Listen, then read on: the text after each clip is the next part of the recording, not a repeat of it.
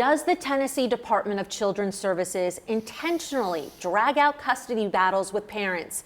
That's the claim from one national group, a veteran attorney, and a dozen families who believe DCS uses the courts to drain families of their financial resources. That's quite a charge. Fox 17 News' Dennis Rerrier tonight investigating the allegation that DCS has a strategy in doing what we just described, and that it is bankrupting families who are fighting for their kids. The idea is simple. DCS has a stable of lawyers who are on the company payroll, but working families have to come up with cash to fight DCS for their kids. Who do you think wins that fight? We filled the Fox 17 studio with people desperate to keep their kids out of state custody. Moms, dads, aunts, grandmas, and grandpas, all people who have suffered not only emotionally, but financially. Great-grandmother Ruth Gardner has been to court 7 times fighting for her 4 great-grandchildren. You go to court, nothing happens. You come back, nothing happens. It's always the same old, same old. It's like a repeat. Except it's all new money you're spending. Every penny, yep. How much did you spend, and at what point did that just break you? I spent over $20,000, and at that point, I just didn't have no more. I mean, I couldn't do it. Former family law attorney Connie Reguli spent a quarter of a century battling DCS. The parents get caught up in this system, and they end up coming to court over and over and over and over. Crazy. Like, we're going to set a status hearing, we're going to set a review hearing, we're going to set a foster care review board, we're going to set a permanency plan hearing. Parents are going to court every month. You know, one recent mom in Rutherford County, in just over a year, she'd been to court 33 times, and she still didn't have a final hearing. Cheryl Huff from the Middle Tennessee office of the National Action Network is collecting cases for a class action suit against DCS.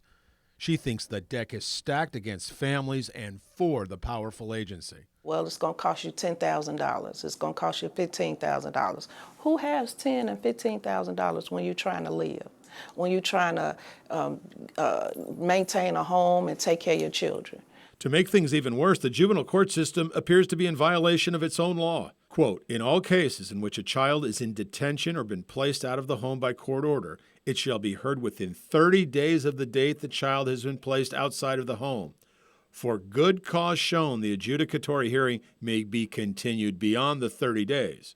So the court is supposed to have a very good reason for going beyond the 30 days. They are required to fully get through the petition, fully adjudicate the petition, fully give the parent a trial within 30 days. If they have your kid, they're supposed to do it within 30 days.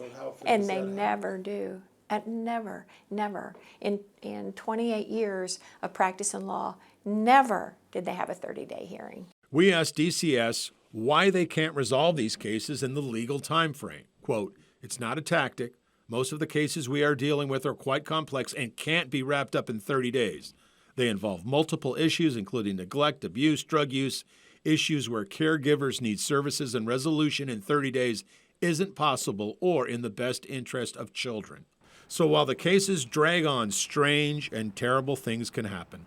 Consider Ruth Gardner. She lost her life savings. She lost the 4 great-grandbabies.